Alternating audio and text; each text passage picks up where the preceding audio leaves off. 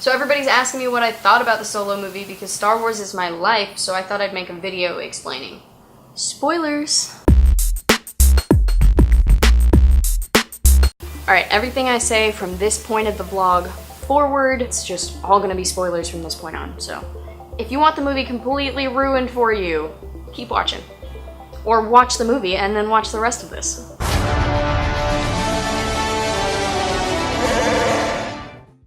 Okay, getting into the details of things here now that I can speak completely freely.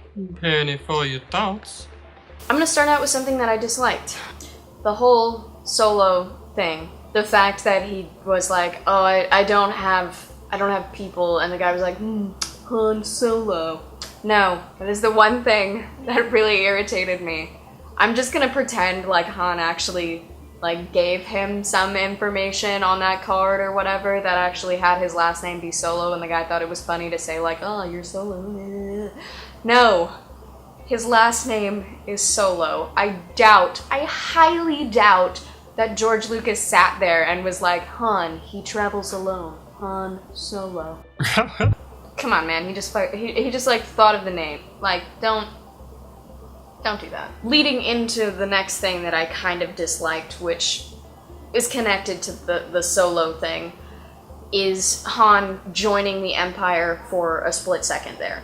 They needed to kind of connect everything to this gang of smugglers, but I feel like there were other ways that could have happened, and I cannot remember if Han ever said that he was a part of the Empire, that he worked for them or anything in the originals. I'm gonna have to rewatch it. My brain is just fried right now.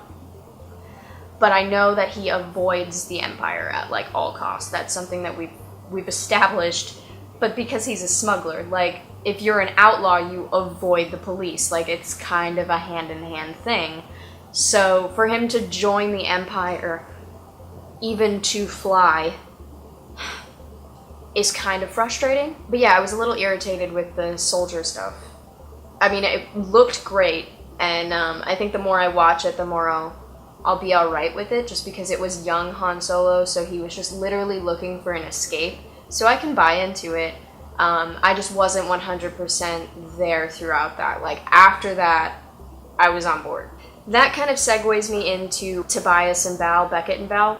I was waiting for their story, their like tragic love story, how she had to explode the thing, like she had to die for everybody to succeed and get away, that whole thing. I was waiting for that to be like lazily copy and pasted onto Kira and Han, just because people like to bookend things like that and be super predictable, even though those two characters wouldn't do those two things. These two did at the beginning, and we're gonna do that mentor-mentee, like, samesies thing, and I just was waiting for it, and I was like, please don't, please don't, please don't, please don't, and they didn't. So I was very happy. But I will say that I enjoyed the back and forth between Val and Beckett, and how you could see after Val died. It was very subtle, but you could see in Woody's performance and everything that he just gave up, like, trying to be anything decent after someone who meant so much to him died, which is a very real thing to deal with. One of the biggest concepts in Star Wars that is touched on all the time is the search and like necessary grab for power, whether it be empirical or it just be personal looking for power. Anakin's whole fall was he was looking for power to save somebody's life. Power is like an overarching thing that we talk about all the time in Star Wars, and it was so cool to see that Kira, her story arc ended up being the search for power and not just freedom. Like, it would have been very easy to give Kira this little lazy story arc of just wanting freedom and love and happiness when she wanted to be her own human being. She wanted to actually be somebody herself. And when she was given that opportunity, she took it. So that leads me to the ever so intense reveal of Darth Maul.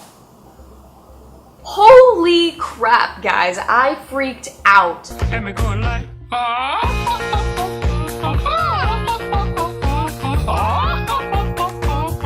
I was sitting there watching the credits scroll by, saw Sam Witwer's name, and man, I was so happy it was him who did it. He deserves everything. He deserves it, and he's a big Star Wars fan. He's been doing the voice of Palpatine, or Darth Sidious Palpatine, and Darth Maul, and miscellaneous other characters on Star Wars Clone Wars and the Rebel series. He's a fantastic guy, and I was so happy to see him and Warwick Davis finally have some screen time in a real live-action film. Warwick Davis is another one of those little things that, like, he's been in Star Wars since forever, but you've never seen his face because he's been in an Ewok costume or in a droid or in, like, he's always been in Star Wars, but for him to actually be on the screen was a very nice homage to a thank you to him, you know? Going back to Darth Maul. Ugh. Darth Maul, guys. I'm just gonna start with this for the people who have not seen the Clone Wars or the Rebel series. You did not know that Darth Maul was still alive, and now it has been established he's alive. He has gone through this crazy, isolated existence for this long, so I believe even if he did have gray Jedi moments, I feel like he's back to being 100% Sith at this point, and I think Darth Maul, in and of himself, is so Sith. When you think of Sith, you think of Darth Vader, and you think of Darth Maul. Like, he's just iconic. What's so interesting about this is that he's still alive, and he's obviously pissed that he's not Vader. Like, that was supposed to be his pedestal. He was supposed to be the right-hand man, and then he was supposed to be able to kill Sidious and move into his position of power. That was his plan. That's all Sith's plan. That's why they train one person at a time, because there's only ever a master and a student. So what's interesting to me is obviously he was either manipulating or training Dryden to possibly take over. And I had this thought of, like, I don't know if Dryden's scars were scars or if he was actually a Zabrak without tattoos and that he removed his horns. I want to look at some closer photos of Dryden and see if maybe that one of the scars was there or something. Like, maybe I missed it. It's an interesting idea. I don't know if it would mean anything, but possibly, maybe he was a Zabrak as well. I don't know. But what I like to think about is the fact that Kira could easily be Force sensitive. She has the fighting prowess and she's been trained by Dryden. So she's now stepping into Dryden's position and now Darth Maul's apprentice. But I feel like Darth Maul is not using the terms apprentice or anything like that because those are kind of red flags, especially with the Empire hunting down Jedi and everything like that. So I think it's just a very interesting idea that she sees that power, that she's able to, she could possibly obtain it. Like, it's something to mull over. No pun intended, but I feel like I mentioned this on the non-spoiler side of this review, so I'm going to get more in depth on it right now. One of the things I really, really liked about the movie was its ending. How open-ended it was, in a sense, and how Kira herself was not a walking cliche, but actually made decisions based on her own self-preservation. And though it was selfish in a sense, it was also very selfless to let Han go. He doesn't know her all that well, and I think that's what's so interesting, is that he totally thought that she was that person that he grew up with so long ago, that she was that innocent person that, you know, people change. And I think that's something that he sees finally in the end moments. But what I really, really enjoyed about it was Kira's grab for power, but also her just understanding that she has to let him go. Not that Han is a good guy in general at this point, but he has the potential to become something better. And that in comparison to her, he's way better than she is. He just doesn't realize it. He just doesn't see it. So she'd be dragging him down. And of course he goes and drags himself down all the time, but that's a whole other thing. I don't ever enjoy when a movie makes a twist or a plot movement just to mess with the audience, like just to take the audience by surprise. The Last Jedi did it a couple times. I don't like when it happens while sacrificing character. I like when a character themselves surprises me. When I cannot predict what a character is going to do, but it's still very in character of them. And that's what Kira did. And that's something that I enjoy to see on screen, is a character doing something that they would naturally do, but you not being able to see it coming. Because at that point, you're kind of there with Han the whole time. Like, you hope that she's going to do something better, but she doesn't, because she's not that person anymore. Another thing that this movie actually touches on, which I enjoyed, was you can know somebody from a young age, and, like, you remember them, and you have these good times, and you're very naive together, and then you can separate, and when you guys meet back up, you've both changed, you've both grown in different directions, and you have those memories of that time, but you're not in sync anymore. And it's not going to mesh, and it's not going to work out. And you kind of hold on to it as long as you can. But then it hits a point where it's just memories, and it's nothing actually in the present anymore. Which is a very deep topic to touch, especially. But I think it was a good way to separate those two characters. So I'm going to say it, Han shot first, and I'm glad he did. Beckett's whole story arc basically was that once you lose something, like, he didn't have anything worth fighting for anymore. So I was glad that they let Han actually shoot him. I think they could have completely Disney brushed it around and not had him get shot, or like anything could have happened. Lando could have come back. It could have been like the cheesiest ending.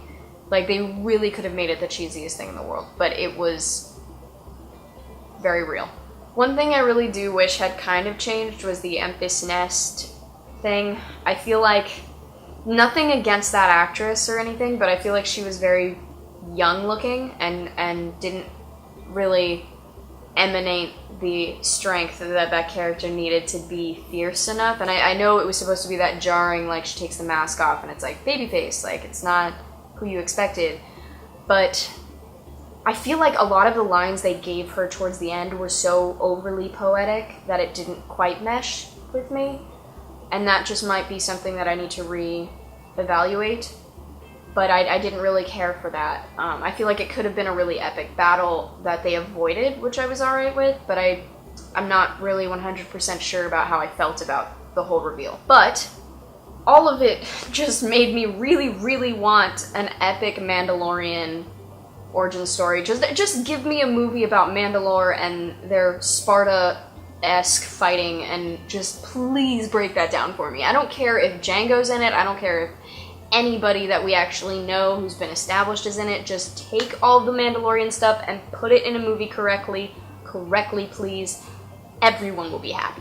So I'm sure that I could go on for hours on end about this movie, so I'm gonna go and put it all in bullet point-esque things in my review blog, He Talks a Lot, and yeah. And this is the last thing that, if I get to it, here's my recommended. I'm recommending Star Wars Rebels. It was a show on Disney XD, which just recently ended, I believe. It is streaming on Amazon Prime. But it takes place in the time gap between episodes 3 and 4, before the rebellion has actually started. So basically, it's how the rebellion starts. The cast is fantastic. You have Taylor Gray as Ezra Bridger. You have Freddie Prinze Jr. as Kanan Jarrus. And that is the Jedi Padawan combo that you have in that. They actually all came to Star Wars weekends when Rebels was about to premiere, and I got to talk to Taylor, and he's a really nice guy. Everybody really enjoyed working on the project, and you can tell because of the end result. It's a kids show, so it still has some, like, fluffy Disney moments, but as it goes on, the story actually gets very dark, and you touch a lot of gritty topics, which is a lot of fun. I enjoyed Rebels far more than I did Clone Wars. I think it uses the time gap that they picked better than the time gap between episodes 2 and 3, which is a couple of years, and Clone Wars kind of milked the crap out of that. But if you want to see more of Darth Maul, check out Clone Wars and check out Star Wars Rebels. So yeah, I think that's basically everything. So hope you enjoyed.